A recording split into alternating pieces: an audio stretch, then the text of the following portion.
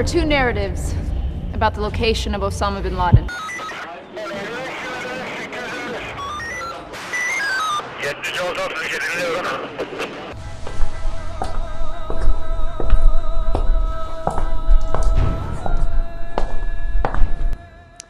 Good evening.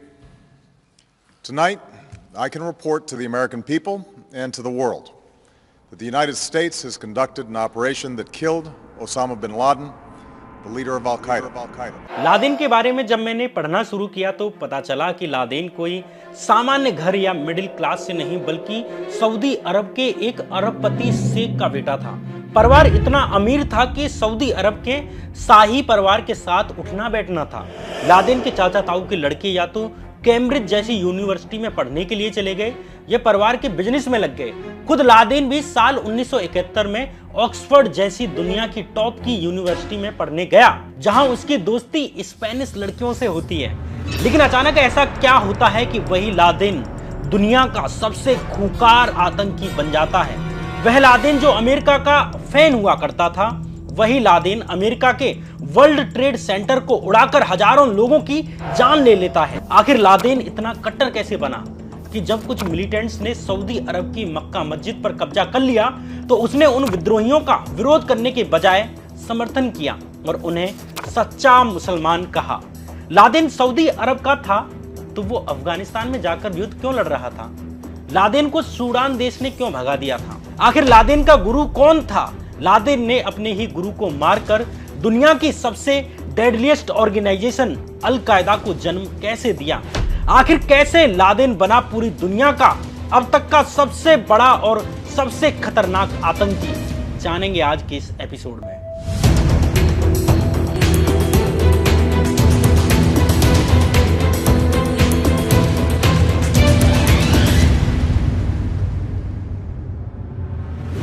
नमस्कार, मैं Shyam Meera Singh. Laden का पूरा नाम ओसामा बिन मोहम्मद बिन अवद बिन लादेन था। लादेन का जन्म 10 मार्च 1957 को सऊदी अरब के रियाद शहर में होता है। लादेन के पिता मोहम्मद बिन लादेन मूलतः यमन के रहने वाले थे, लेकिन बेहतर अवसरों की तलाश में वर्ल्ड वॉर फर्स्ट से पहले यमन से सऊदी अरब आ जाते हैं। अपने शुरुआती दिनों में लादेन के पिता ने ईंट बिछाने के काम से लेकर जहाज में माल ढोने तक का काम किया। 1950 तक आते आते वे सऊदी अरब की रॉयल फैमिली यानी हाउस ऑफ साउद के छोटे मोटे कंस्ट्रक्शंस के टेंडर उठाने लगते हैं। लेकिन 1960 में लादेन के पिता की किस्मत तब पलट जाती है जब मदीना से जेद्दा तक जाने वाले हाईवे को बनाने वाली एक फॉरेन कंस्ट्रक्शन कंपनी एक काम को बीच में ही छोड़कर भाग जाती है और ये प्रोजेक्ट उनकी झोली में आकर गिर जाता है। इस प्रोजेक्ट को कंप्लीट करने के बाद लादेन के पिता की साख कंस्ट्रक्शन बिजनेस में काफ़ी ज़्यादा बढ़ जाती है। उनकी कंपनी सऊदी की टॉप कंस्ट्रक्शन प्रोजेक्ट उठाने लगती है। इस कारण धीरे धीरे लादेन के परिवार की नज़दीकियां सऊदी अरब की रॉयल फैमिली से बढ़ जाती हैं। लादेन के पिता ने जिंदा रहते हुए ही $5 बिलियन का एम्पायर खड़ा कर लिया था, जिसमें से लगभग $300 मिलियन लादेन को अपनी पैतृक संपत्ति के तौर पर मिला। लादेन की मां हमीदा अल अत्तास लादेन के पिता की 10वीं बीवी थी, जो बेसिकली सीरिया की रहने वाली थी। लादेन के पिता ने लगभग 22 से ज़्यादा शादियां की थीं और लादेन उनके 58वें से ज़्यादा बच्चों में से 7वें नंबर के बच्चे थे। लादेन जो अपने आप में काफ़ी डिसिप्लिन्ड था, ये डिसिप्लिन उसे कहीं और से नहीं बल्कि अपने पिता से ही मिला था, जो काफ़ी सख्त और धार्मिक व्यक्ति थे। बच्चे समय पर नमाज पढ़ रहे हैं या नहीं इसका भी अच्छे से ख्याल रखते थे। लेकिन इसी बीच साल 1968 में लादेन के पिता की एक हेलीकॉप्टर क्रैश में मौत हो जाती है।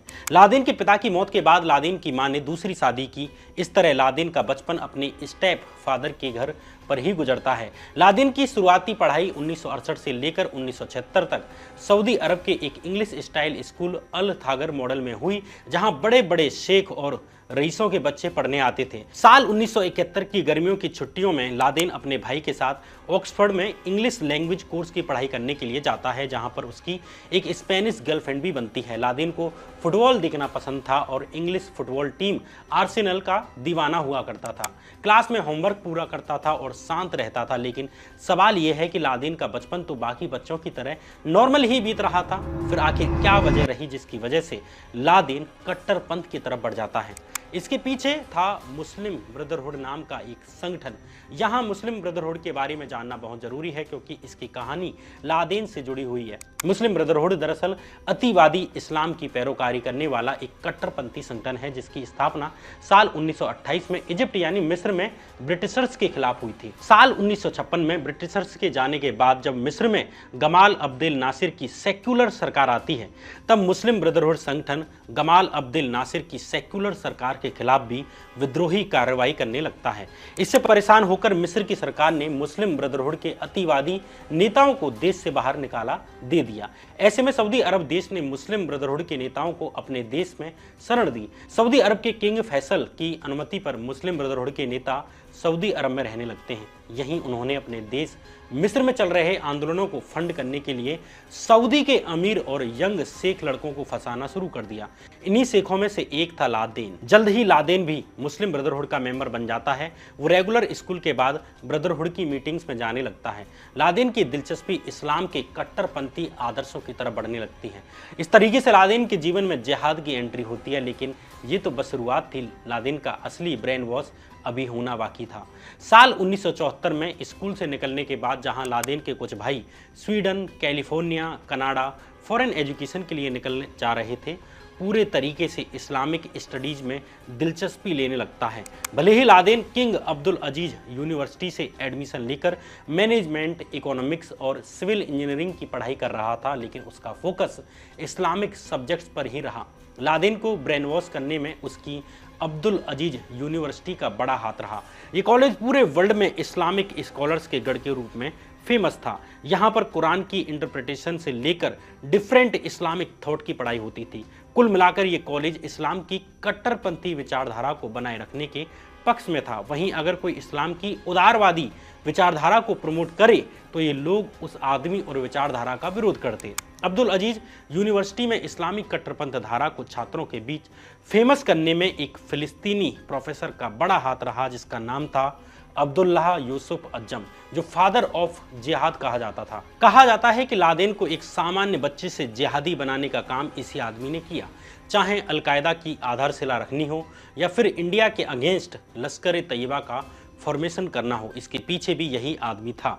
इसकी विचारधारा इतनी ज़्यादा प्रभावी थी कि लादेन दिन रात अज्जम की ऑडियो और वीडियो टेप सुना करता था। वहीं अज्जम लादेन के पैसे, बिजनेस और रुतबे से काफ़ी ज़्यादा प्रभावित रहा। एक तरह से लादेन भी इस प्रोफेसर के लिए सोने का अंडा देने वाली मुर्गी था। इसी कॉलेज में लादेन की दोस्ती सऊदी प्रिंस तुर्की फैसल से होती है, जो आगे चलकर सऊदी इंटेलिजेंस सर्विस का हेड बनता है। कॉलेज के दिनों में ही लादेन फिलिस्तीन में मुसलमानों पर हो रहे अत्याचार से बहुत परेशान रहा करता था। डिबेट्स में वो सिया और सुन्नी के एक हो जाने की बात कहा करता था। लादेन मुस्लिम देशों की उन सेक्युलर सरकारों के खिलाफ भी था जो उसके अनुसार इस्लाम के सही नियम कायदों पर नहीं चल रही थी। अब उसके पास सब था, विचार था, पैसा था, हिम्मत थी, ताकत थी, कमी थी तो बस एक मकसद की। लादेन की ये मिन्नत भी 1979 में पूरी हो जाती है। साल 1979 में सऊदी अरब के कट्टरपंथी मिलिटेंट ने मक्का की ग्रैंड मस्जिद को कब्जे में कर लिया। यहाँ लादेन को लगा कि ये मिलिटेंट्स जिन्होंने कब्जा किया है यही असली लड़ाके हैं, जिन्होंने अपनी जान की परवाह किए बिना अपने उसूलों के लिए अपनी जान तक गंवा दी। यही सच्चे मुसलमान हैं। इन मिलिटेंट से इंप्रेस होकर अब लादेन ने भी खुद को जिहादी घोषित कर दिया। The holiest place of the Muslims, who are more than 1 billion people in the world today. For this and other acts of aggression and injustice, we have declared jihad. इधर नवंबर में ये हादसा हुआ और दिसंबर में ही सोवियत यूनियन ने अफगानिस्तान पर हमला कर दिया। इससे लादेन को अफगानिस्तान में सोवियत के खिलाफ लड़ रहे अपने मुसलमान मुजाहिदीनों का साथ देने का मकसद मिल जाता है। बिना देर किए ही लादेन इस युद्ध में शामिल हो गया। यहीं से लादेन के खूंखार होने की शुरुआत होती है। चूंकि ये कोल्ड वॉर का समय था, इसलिए अमेरिका भी रूस के खिलाफ इस लड़ाई में कूद जाता है। उसने अफगानिस्तान के लोकल मुजाहिदीनों को हथियार और पैसे मुहैया कराना शुरू कर दिया और इसमें अमेरिका ने मदद ली पाकिस्तान की खुफिया एजेंसी ISI की। इस तरह रूस और अफगानिस्तान का ये युद्ध मल्टी डायमेंशनल युद्ध बन जाता है। अमेरिका नहीं चाहता था कि अफगानिस्तान में किसी भी तरीके से कोई सोशलिस्ट गवर्नमेंट आए, क्योंकि यहाँ अगर सोशलिस्ट गवर्नमेंट आ गई तो कहीं ना कहीं पूरे साउथ ईस्ट एशिया में रूस का प्रभाव बढ़ जाता और अमेरिका कोल्ड वॉर हार जाता। यहाँ सोशलिस्ट और कैपिटलिस्ट सरकारों का अंतर जानना जरूरी है। एक तरह से ऐसी सरकारें जो इंडस्ट्री को बढ़ावा देती हैं, बिजनेसमैन से प्रभावित होती हैं, पैसे वालों को ज़्यादा फायदा देती हैं, ऐसी सरकारें कैपिटलिस्ट सरकार यानी पूंजीवादी सरकार कही जाती हैं। दुनिया में पूंजीवादी सरकारों का नेता एक तरह से अमेरिका है। वहीं ऐसी सरकारें जो इंडस्ट्री के मालिकों की जगह गरीब और मजदूर केंद्रित नियम कानून बनाती हैं, सबकी बराबरी की बात करती हैं, उन्हें सोशलिस्ट या समाजवादी सरकारें कहा जाता है। दुनिया में सोशलिस्ट सरकारों के सबसे बड़े नेता के रूप में आप रूस को मान सकते हैं। इस तरह रूस और अमेरिका दोनों अन्य देशों में अपने अपने जैसी सरकारें बनवाने के लिए आपस में लड़ते भिड़ते रहते हैं। इसलिए जब रूस की अफगानिस्तान में लड़ाई शुरू हुई तो तुरंत ही अमेरिका भी युद्ध में पीछे से रूस के खिलाफ आ जाता है। अमेरिका ने अफगान के मुजाहिदीनों को पैसे और हथियार तो दिए ही, इसके अलावा मुजाहिदीनों को धर्म की अफीम भी सुंघा दी, क्योंकि उन्हें मालूम था कि धर्म ही ऐसी चीज़ है जिसके लिए ये मुजाहिदीन अपनी जान की भी परवाह नहीं करेंगे। युद्ध में धर्म की एंट्री से बाकी मुस्लिम देश भी अफगानिस्तान के मुजाहिदीनों के साथ हो जाते हैं, जिससे ये युद्ध जो पहले सिर्फ रूस और अफगानिस्तान के मुजाहिदीनों के बीच लड़ा जा रहा था, अब ये रसिया और सभी अरब मुस्लिम कंट्रीज के बीच में हो जाता है। इधर लादेन युद्ध में शामिल होने के लिए सबसे पहले जेद्दाह से पेशावर की ओर रवाना होता है, जहां उसका इंतजार उसका गुरु द फादर ऑफ जिहाद अज्जम कर रहा था। अज्जम ने लादेन को इंस्ट्रक्शन दिए कि वो अपने पैसे और पावर का यूज इस युद्ध में करे। गल्फ की इंटेलिजेंस सोर्सेज के अकॉर्डिंग लादेन जेद्दाह से पेशावर जाने के बाद वहां ज्यादा दिन नहीं रुका, सिर्फ 1 महीने रुका। 1 महीने रुकने के बाद ही वो वापस सऊदी अरब आ गया। यहाँ आकर उसने सोवियत के खिलाफ लड़ने के लिए लोग इकट्ठे करने शुरू कर दिए। वो अपने रिश्तेदारों, भाइयों, कॉलेज, स्कूल के साथियों के पास गया और पैसे इकट्ठा करने लगा। और कुछ लोग तो उसकी अपनी कंपनी में काम किया करते थे और उनको लेकर भी वो वापस पाकिस्तान आ गया। CIA के अनुसार लादेन हर साल लगभग $50 मिलियन पैसे गल्फ से इकट्ठे करके लाता था, जिसमें मोस्टली अमाउंट उसके खुद के बिजनेस का हुआ करता था। यहाँ लादेन अज्जम के कहने पर मिडिल ईस्ट यानी अरब देशों और पाकिस्तान के बीच एक कम्युनिकेटर का काम कर रहा था। फंड्स इकट्ठा करने में लादेन को अपने कॉलेज के दोस्त और प्रिंस तुर्की फैसल, जो अब सऊदी इंटेलिजेंस का हेड बन चुका था, उसकी भी सहायता मिलती है। सोवियत और अफगान वॉर में लादेन के पार्टिसिपेशन की वजह से अज्जम और लादेन की खूब दोस्ती बनती है, जिसके दम पर उन्होंने साल 1984 में मकतब अल खिदमत नाम से एक संगठन बनाया। इस संगठन के निर्माण में लादेन और अज्जम के अलावा अयमान अल जवाहिरी नाम का एक इजिप्शियन यानी मिस्र का अतिवादी भी था, जिसे अमेरिका के कहने पर इजिप्ट की जेल से निकालकर पाकिस्तान भेजा गया था, ताकि वो अफगान की तरफ से सोवियत के खिलाफ लड़ने में काम आए। ये तीनों कैरेक्टर आप आगे के लिए याद रखिए, यानी लादेन, अज्जम और अल जवाहिरी, क्योंकि आगे चलकर इनका काफी जिक्र होने वाला है। इन तीनों द्वारा बनाए गए मकतब अल खिदमत का काम मिडिल ईस्ट के देशों से फंडिंग इकट्ठा करना और अफगानिस्तान की तरफ से युद्ध में लगाना था। इसके अलावा ये संगठन नए लड़ाकों की भर्ती से लेकर इनकी ट्रेनिंग तक का काम भी किया करते थे। इस पूरी प्रोसेस में लादेन का बहुत बड़ा योगदान था। लादेन अमेरिका द्वारा फंडेड पाकिस्तान के इन ट्रेनिंग कैंप्स में इन लड़ाकों को ट्रेन करके अफगानिस्तान में लड़ाई के लिए भेजा करता था। इसके अलावा वो पाकिस्तान में पब्लिश होने वाली कट्टरपंथी प्रोपेगेंडा वाली मैगजीन्स को अफगानिस्तान के लोगों तक पहुंचाने का भी काम करता था। ये काम करने के बाद भी पाकिस्तान में अपने शुरुआती दिनों में लादेन की ज़्यादा चर्चा नहीं होती। उसे लोग सिर्फ सऊदी अरब के एक शेख के रूप में जानते थे। बस मुजाहिदीनों में अंदर ही अंदर चर्चा चल रही थी कि एक सफ़ेद सांप से कपड़े पहना एक सऊदी शेख आता है जो कैंप्स में जख्मियों के लिए बादाम, चॉकलेट जैसे चीज़ देकर जाता है। इसके अलावा लादेन अपनी उदारता के लिए भी लोगों के बीच में फेमस था। वो अपने दोस्तों को जूते, घड़ियाँ, पैसे या अन्य चीज़ें ऐसी भी देता था। अल-कायदा के एक मेंबर ने 2001 में दिए इंटरव्यू में बताया कि लादेन ने उसे उसकी शादी के लिए $1500 दिए थे। अभी तक लादेन की इमेज अब तक एक सॉफ्ट शेख के रूप में थी, उसे ज़्यादा भाव नहीं दिया गया था। लेकिन लादेन के कैरेक्टर में चेंज तब आया जब अचानक से मिड 80s में इस युद्ध में अमेरिका की फंडिंग और अधिक बढ़ जाती है। हजारों नौजवान मुस्लिम लड़के जिहाद के लिए अफगानिस्तान आने लगते हैं, जिससे रूस के खिलाफ हमले भी तेज हो गए। अब लादेन भी अपनी टुकड़ियां लेकर मैदान में उतरना शुरू हो गया।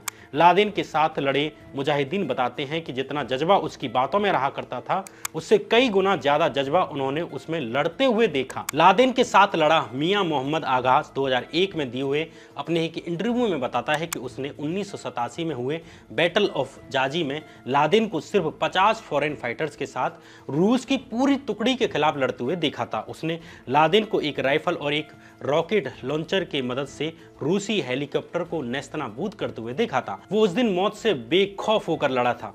बैटल ऑफ जाजी के बाद ही लादेन की बहादुरी के किस्से मुजाहिदीनों के साथ साथ अरब देशों में भी फैल गए। अब मुजाहिदीनों को मालूम चला कि सऊदी अरब से एक शेख आया है जो पागलों की तरह अपनी जान की परवाह किए बगैर लड़ता है।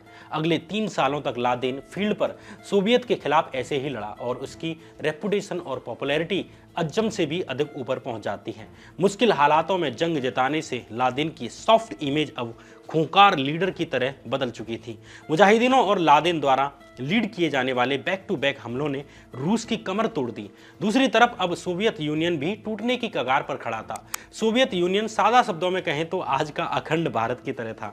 रूस के अलावा बहुत से देश इसमें शामिल थे। सोवियत यूनियन के टूटने के बाद रूस बना था। इधर अमेरिका की बैकिंग के कारण मुजाहिदीनों की जीत निश्चित हो चुकी थी। इसलिए मकतब अल खिदमत के फ्यूचर प्रोग्राम को लेकर लादेन और अज्जम में बातें होनी शुरू हो गई। दरअसल सोवियत और अफगान वॉर के कारण संगठन के पास भारी फंडिंग्स जमा हो चुकी थी। चूंकि अब युद्ध खत्म होने वाला था, इसलिए जैसे जैसे टाइम बीतता जा रहा था वैसे वैसे लादेन और अज्जम के बीच फंडिंग के पैसे की लेकर उसके सही इस्तेमाल को लेकर अनबन शुरू हो जाती है। जहां अज्जम इस पैसे का इस्तेमाल अफगानिस्तान में मुजाहिदीनों की एक स्थायी सरकार लाने के लिए करना चाहता था, उन मुस्लिम कंट्रीज के लड़ाकों की मदद करना चाहता था जहां पश्चिमी देश उनका एक्सप्लॉइटेशन कर रहे हों। लेकिन अज्जम के विपरीत लादेन इस प्लान से बिल्कुल भी सहमत नहीं था। वो इस पैसे से सहायता करना चाहता था जिहाद को ग्लोबल लेवल पर पहुंचाने में, यानी कि वो अब पूरी दुनिया में हर देश में शरिया कानून को लागू करना चाहता था। लादेन उन मुस्लिम देशों में भी तख्ता पलट करना चाहता था जहां सेकुलर इस्लाम को फॉलो किया जा रहा था। मतलब जिन मुस्लिम देशों में प्रगतिशील या उदार सरकारें थीं, वहां भी लादेन एकदम कट्टर इस्लामी विचार वाली सरकारें बनवाना चाहता था। कुल मिलाकर जहां अज्जम जिहाद के सॉफ्ट और लिमिटेड और डिफेंसिव मूड को फॉलो करने में पक्ष में था, वहीं लादेन जिहाद के एक्सट्रीम वर्जन के पक्ष में था। इसके अलावा दोनों के बीच अफगानी मुजाहिदीन और अरब फाइटर्स को लेकर भी विवाद था।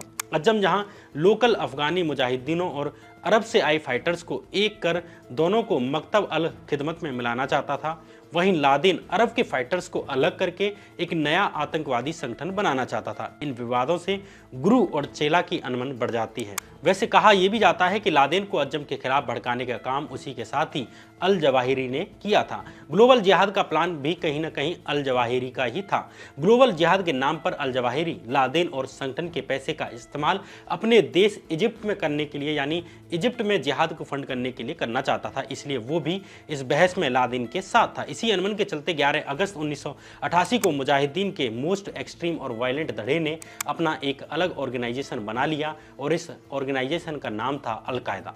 जिन सिद्धांतों पर अल-कायदा को खड़ा किया गया उससे साफ था कि यह ऑर्गेनाइजेशन आने वाले समय में खून की नदियां बहा देगा। अल-कायदा बनाने के 1 साल के बाद ही 24 नवंबर 1989 के दिन पाकिस्तान के पेशावर शहर में अज्जम की कार को बम धमाका करके उड़ा दिया जाता है। उस वक्त अज्जम जुम्मे की नमाज पढ़ने जा रहा था। अज्जम की हत्या के पीछे लादेन का ही हाथ माना जाता है, लेकिन ये तो महज एक शुरुआत थी। लेकिन आगे की कहानी को समझने से पहले लादेन और पाकिस्तान के रिश्तों को समझना भी जरूरी है। जब साल 1988 में अल-कायदा बना तब उसकी लीडरशिप के लिए अल जवाहिरी और लादेन के बीच तगड़ा कंपटीशन चलता है। लेकिन जब पाकिस्तान में अल-कायदा के लीडर के लिए अप्रूवल मांगा गया तब लादेन को वहां पर 65% रेटिंग मिलती है। अल जवाहिरी की जगह लादेन के लीडर बनने के पीछे केवल रेटिंग्स का ही योगदान नहीं था, बल्कि उसकी प्रभावशाली लीडरशिप की भी छवि ने भी उसमें काफी बड़ा रोल प्ले किया। लादेन के इन्फ्लुएंस के बारे में कहा जाता है कि अगर वो मर गया तब भी अल जवाहिरी को उसकी बराबरी करने में 100 सालों का समय लगेगा। लोग लादेन को इसलिए भी पसंद करते थे क्योंकि वो सबसे इमोशनली कनेक्ट था। लोगों में ये भी बात प्रचलित थी कि वो चाहता तो आराम से समुद्र के बीचों पर मजे कर सकता था, पैसे उड़ा सकता था, उसके पास सब कुछ था, लेकिन वो ये सब छोड़कर अपने मुसलमान भाइयों की मदद के लिए आगे आया था। आगे फरवरी 1989 में जब सोवियत यूनियन अफगानिस्तान छोड़कर चला गया तब मुजाहिदीनों की बड़ी जीत हुई। और वॉर खत्म होने के बाद लादेन सऊदी अरब में एक हीरो के तौर पर लौटा। पूरे अरब में उसके नाम के ही चर्चे थे। लोग लादेन से इसलिए ही खुश थे क्योंकि उसने उस महाशक्ति को हराया था जिसे कोल्ड वॉर में अमेरिका भी नहीं हरा पाया था, यानी सोवियत को हराया था। लादेन कॉन्फिडेंस से लबालब भरा हुआ था। अपने घर लौटने पर उसने अलकायदा के कामों का विस्तार करना शुरू कर दिया। उसको लगता था कि इस्लामिक वर्ल्ड एक क्राइसिस से गुजर रहा है जिसे केवल शरिया लॉ के थ्रू ही ठीक किया जा सकता है। उसे मुस्लिम देशों में सेकुलर गवर्नमेंट बिल्कुल पसंद नहीं थी। वो सोशलिज्म, कम्युनिज्म या लोकतंत्र में बिल्कुल विश्वास नहीं रखता था। उसके अकॉर्डिंग पूरे वर्ल्ड में मुल्ला उमर की तालिबानी सरकार ही इकलौती सरकार है जो इस्लाम के सही प्रिंसिपल्स को फॉलो करती है। इसलिए उसने अपने पैसों और अलकायदा के लड़ाकों को अरब और अफ्रीका के उन देशों में भेजना शुरू कर दिया जहां उसकी विचारधारा वाले ग्रुप सत्ता की लड़ाई लड़ रहे थे। अपने देश सऊदी अरब में ही वहां की मोनार्की के खिलाफ विद्रोह करना हो या फिर यमन में मौजूद सोवियत सपोर्टेड पार्टी का तख्ता पलट कराना हो। अफगानिस्तान से आने के बाद लादेन इन कामों में लग गया। यहां तक तो सब ठीक चल रहा था, लेकिन 1990 में कुछ ऐसा होता है जिसकी वजह से लादेन, जो सोवियत वॉर में मुजाहिदीनों की हेल्प करने के लिए अमेरिका का शुक्रिया अदा करता हुआ नहीं थक रहा था, अब वो अमेरिका की ही जान का दुश्मन बन जाता है। इसके बाद दोनों के बीच एक ऐसी लड़ाई छिड़ती है जो लादेन के मरने के बाद आज भी जारी है। दरअसल 1979 में ईरान में रुहुल्लाह खोमेनी के आने से उसके और इराक के सद्दाम हुसैन के बीच तनाव बढ़ने लगता है, जिस वजह से दोनों देशों के बीच लगभग 8 सालों तक युद्ध चलता है। युद्ध खत्म होने के बाद इराक कुवैत और सऊदी अरब के भारी कर्ज के नीचे आ गया था। अब सद्दाम हुसैन ने रौब दिखाते हुए दोनों देशों से बोला कि या तो वो उसका कर्जा माफ कर दें या फिर दोनों मिट्टी में मिलने के लिए तैयार हो जाएं। और जैसा कि स्वाभाविक था कि दोनों ही देशों ने सद्दाम हुसैन की बात मानने से इनकार कर दिया, जिससे गुस्से में आकर सद्दाम हुसैन ने साल 1990 में कुवैत पर चढ़ाई कर दी। कुवैत के बाद अगला नंबर सऊदी अरब का था। इराक की सेना सऊदी के बॉर्डर पर खड़ी थी। सऊदी प्रिंस किंग फहद की नींद हराम हो जाती है। उसने सुरक्षा के लिए अमेरिकी सेना से मदद मांगी, पर यहाँ एक बार फिर लादेन सेवियर की तरह प्रिंस के पास पहुंचता है। लादेन ने कहा कि आप चिंता मत करिए, आपको अमेरिकियों की जरूरत नहीं है। मैं 3 महीने में ही 3 लाख लड़ाके आपके सामने लाकर खड़ा कर दूंगा। लादेन की ये बातें सुनकर प्रिंस ने कहा कि देखो, माना कि तुमने अफगानिस्तान में सोवियत को हराया है, लेकिन ये अफगानिस्तान नहीं है। यहाँ गुफाएं नहीं हैं जिसमें छुपकर तुम इराक को हरा दोगे। मानकर चलो तुमने इनकी सेना से मुकाबला कर भी लिया, अगर बाद में उन्होंने बायोलॉजिकल या केमिकल वेपन इस्तेमाल किए तब उसका मुकाबला तुम कैसे करोगे? इसके जवाब में लादेन ने कहा, अल्लाह हमारे साथ है और इसका मुकाबला हम फेथ यानी विश्वास के साथ करेंगे। पर लादेन के इस जवाब से सऊदी प्रिंस संतुष्ट नहीं होते। लादेन ने सऊदी के डिफेंस मिनिस्टर सुल्तान बिन अब्दुल अजीज को भी कन्विंस करने की कोशिश की, लेकिन उन्होंने भी मना कर दिया। लादेन ने सऊदी अरब के टॉप लीडर्स तक अपना संदेश भेजा, मस्जिदों के बड़े उलेमा वर्ग से भी रिक्वेस्ट की, लेकिन किसी ने भी लादेन की बात नहीं मानी। इधर सऊदी अरब की रिक्वेस्ट पर 3 लाख अमेरिकी सिपाही सऊदी की जमीन पर पैर रख चुके थे। इस बात से लादेन को इतनी खुंदक चढ़ती है कि उसने हाउस ऑफ साउद यानी रॉयल फैमिली के खिलाफ ही बगावत छेड़ दी। अमेरिकी फोर्सेज के सऊदी अरब आने से उसके स्वाभिमान पर ठेस पहुंची थी। लादेन ने कहा कि वो जहां इस्लाम के 2 सबसे पवित्र स्थल मक्का और मदीना है, वहां पर अमेरिकन को कोक पीते हुए, दारू पीते हुए और नंगे बीच पर लेटे हुए नहीं देख सकता। उसने अपने पॉइंट को प्रूव करने के लिए पैगंबर मोहम्मद का भी सहारा लिया। बोला कि खुद पैगंबर नहीं चाहते थे कि अरब में किसी नॉन मुस्लिम के पैर पड़े। मुसलमान ही अपने देश को बचा सकते हैं, कोई और नहीं। इस तरह लादेन ने अमेरिका और हाउस ऑफ साउद के अगेंस्ट अपना प्रोपेगेंडा शुरू कर दिया। दोनों के खिलाफ हजारों ऑडियो टेप्स मस्जिदों, स्कूलों और यूनिवर्सिटीज में बांटी गई। साथ ही सऊदी अरब में भी अमेरिका और सऊदी राज परिवार के खिलाफ जन समर्थन इकट्ठा करना शुरू कर दिया। लेकिन लादेन यही नहीं रुकता, बल्कि उसने 4000 लोगों को नियुक्त करके अफगानिस्तान में ट्रेनिंग के लिए भी भेज दिया। इससे सऊदी प्रिंस को लगता है कि लादेन उसके खिलाफ तख्ता पलट करने के लिए ही ये प्राइवेट आर्मी तैयार कर रहा है, जिससे डरकर उसने लादेन को हाउस अरेस्ट कर लिया। लादेन की बाकी फैमिली पर भी प्रेशर डाला गया कि वे उसको बेदखल कर दें। अंततः लादेन को उसके परिवार के द्वारा ही बेदखल कर दिया जाता है। लेकिन लादेन को हाउस अरेस्ट से बाहर निकलने का मौका भी जल्द ही मिलने वाला था। सूडान के इस्लामिक स्कॉलर हसन अल तुर्वी ने लादेन को अपने यहाँ आके रहने का न्योता दिया। ये न्योता न केवल लादेन को पसंद आया, बल्कि रॉयल फैमिली को भी पसंद आया। उन्होंने भी बिना देरी किए ही लादेन को सूडान भेज दिया। साल 1990 में सऊदी से सूडान जाने के बाद लादेन कभी भी अपनी मातृभूमि वापस नहीं आ सका। सूडान आकर लादेन की लाइफ में काफी चेंज होने वाले थे। हालांकि यहाँ कर उसको लग रहा था कि वो अपने बिजनेस सेट करेगा, पैसे कमाएगा और उस पैसे से ग्लोबल जिहाद के कारनामे करेगा। ये काम कुछ समय तक के लिए हुआ भी। उसने अपनी 4 बीवी और बच्चों के लिए वहां के सबसे एलिट एरिया में घर बनाया। Foreign exchange dealership company, civil construction company से लेकर मूंगफली और मक्के का व्यापार भी किया। लादेन को सूडान की राजधानी खार्तूम से सूडान के पोर्ट तक 700 किलोमीटर हाईवे बनाने के बदले तेल के व्यापार में एकाधिकार मिल गया, जिससे लादेन को बहुत अधिक मुनाफा हुआ। लादेन सूडान में अब एक अतिवादी लड़ाके से ज्यादा एक बिजनेसमैन बन चुका था, लेकिन इसके बाद भी वो अपनी कमाई का बड़ा हिस्सा अल कायदा को फंड करने के लिए दिया करता था। लादेन हर साल जॉर्डन में लड़ रहे इस्लामिक संगठनों को भी $1 लाख कैश भिजवाया करता था। साथ ही बाकू, चेचन्या और इजिप्शियन इस्लामिस्ट ग्रुप को भी वो हर साल इतना ही पैसा दिया करता था। इसके अलावा लादेन ने सूडान में अपने ट्रेनिंग कैंप्स भी खोल रखे थे, जहां अल्जीरियन, फलिस्तीनी, इजिप्शियन और सऊदी के लड़ाके बॉम्ब बनाने की तकनीक सीखा करते थे। सूडान में लादेन की जिंदगी एकदम मस्त चल रही थी, लेकिन एक बार फिर अमेरिका की वजह से उसे जख्म मिलने शुरू हो जाते हैं। दरअसल लादेन के सूडान जाने के 2-3 साल के भीतर ही कई बम धमाके हुए, जिसमें इजिप्ट के प्रेसिडेंट की हत्या की कोशिश से लेकर अफ्रीका में कई यूएस एम्बेसीज में बॉम्बिंग हुई, जिसके सीधे सीधे तार लादेन से आकर जुड़ते। जहां तक कि सऊदी अरब में 1994 और 95 में कार बॉम्बिंग्स और टावर्स को उड़ाने के मामलों में भी लादेन का नाम सामने आया, जिसकी वजह से साल 1994 में लादेन की सऊदी अरब की नागरिकता खत्म कर दी गई। मतलब लादेन इतना धर्मांध हो चुका था कि उसकी हरकतों के कारण उसके ही देश सऊदी अरब ने भी उसकी नागरिकता रद्द कर दी। इन सबसे अलग साल 1993 में अमेरिका के वर्ल्ड ट्रेड सेंटर के बेसमेंट में भी बॉम्बिंग हुई, जिसमें लादेन का हाथ साफ तौर पर माना गया। इन सब टेररिस्ट हमलों की वजह से अमेरिका ने सूडान को टेररिस्ट स्पॉन्सर कंट्री घोषित कर दिया, जिसकी वजह से सूडान के थ्रू होने वाली कई ट्रेड एक्टिविटीज पर बैन लगा दिया गया। दूसरी तरफ सऊदी अरब, इजिप्ट और अमेरिका ने सूडान पर दबाव बनाना शुरू कर दिया कि वे लादेन को अपने देश से निकाल दें, वरना वे लादेन के साथ साथ सूडान को भी सजा देंगे। अमेरिका और सऊदी अरब का दबाव काम कर जाता है। साल 1996 में आखिरकार हसन अल तुर्बी, जिसने लादेन को बुलाया था, उसने लादेन को वापस जाने की गुहार की। इस तरह लादेन के लिए सऊदी अरब के बाद अब सूडान का दरवाजा भी बंद हो गया। लेकिन अभी भी एक जगह थी जहां लादेन को शरण मिल सकती थी, और वह जगह थी अफगानिस्तान। इस तरह 18 मई 1996 के दिन लादेन अपनी बीवी और बच्चों के साथ एक चार्टर प्लेन में सूडान की राजधानी खार्तूम से अफगानिस्तान के जलालाबाद के लिए निकल जाता है। अफगानिस्तान में लादेन का स्वागत उसके पुराने दोस्त तालिबानी मुल्लाह उमर ने किया। सोवियत के जाने के बाद अफगानिस्तान के कबीलों में आपसी लड़ाई में तालिबान की सरकार बनवाने में लादेन का बड़ा हाथ था। साथ ही लादेन उमर को सोवियत युद्ध के समय से ही जानता था, इसलिए दोनों के बीच एक गहरी दोस्ती थी। इस तरह लादेन को अफगानिस्तान में शरण मिल गई। लादेन अब अफगानिस्तान में था, उसे वहां कोई भी रोकने वाला नहीं था। वो अफगानिस्तान के चप्पे चप्पे से वाकिफ था। तालिबान की सरकार होने की वजह से लादेन के पास हथियार, पैसा और लड़ाके भी थे।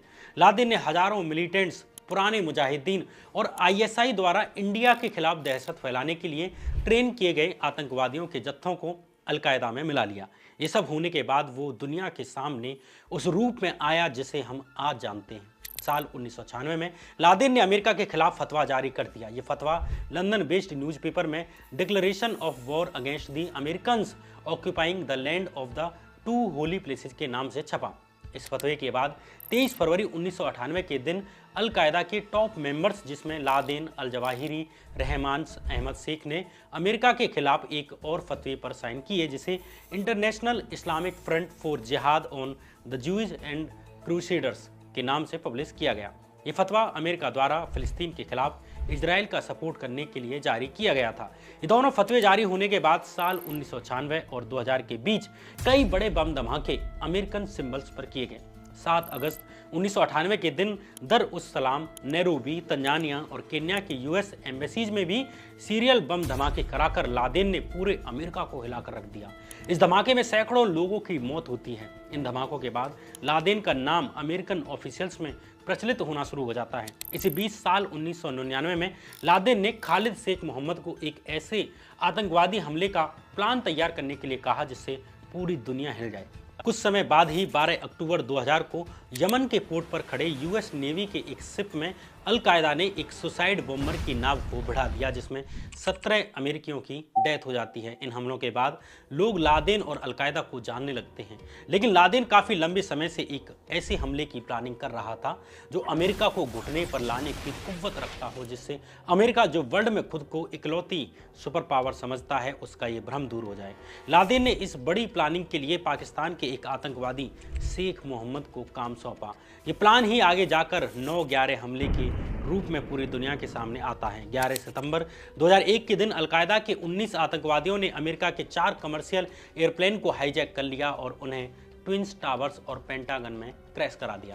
आतंकवादियों के द्वारा जानबूझकर वर्ल्ड ट्रेड सेंटर यानी ट्विन्स टावर और पेंटागन की बिल्डिंग्स को टारगेट किया गया, क्योंकि ये दोनों अमेरिका के प्राइड से जुड़े हुए सिंबल थे।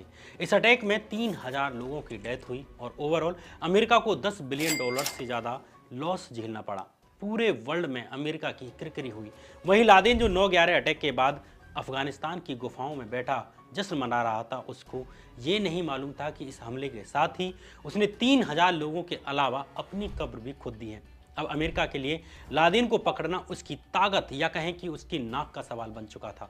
अब अमेरिका ने लादेन को ढूंढना शुरू कर दिया। अमेरिका ने पाकिस्तान सहित अपने सहयोगी देशों के साथ वॉर ऑन टेरर नाम से एक ऑपरेशन भी लॉन्च किया। इस ऑपरेशन में अमेरिकन मिलिट्री एयरक्राफ्ट ने अफगानिस्तान में अलकायदा और तालिबान के ठिकानों को मिट्टी में मिलाना शुरू कर दिया। इधर 9/11 को हुए अभी 2 महीने ही हुए थे कि तभी नवंबर 2001 में अमेरिकन इंटेलिजेंस को खबर मिलती है कि लादेन अफगानिस्तान की खैबर दर्रे के पास मौजूद टोरा बोरा की पहाड़ियों में छिपा बैठा है।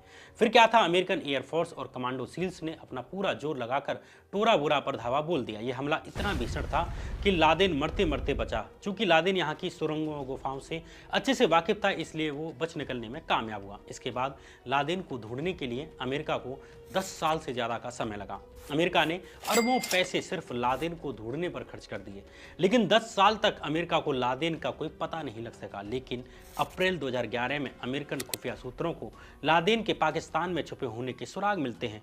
पिछली बार लादेन टोरा बोरा से बच निकलने में इसलिए कामयाब हो गया क्योंकि उसे अमेरिकियों के आने की खबर पाकिस्तान की सीक्रेट एजेंसी द्वारा मिल गई थी।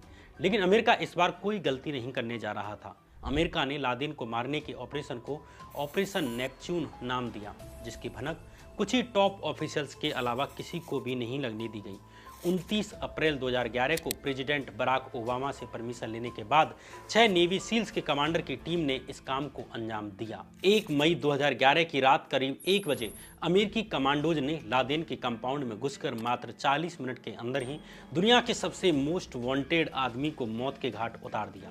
रात 2:39 पर अमेरिकन गवर्नमेंट ने पब्लिकली अनाउंस कर दिया कि लादेन मारा जा चुका है।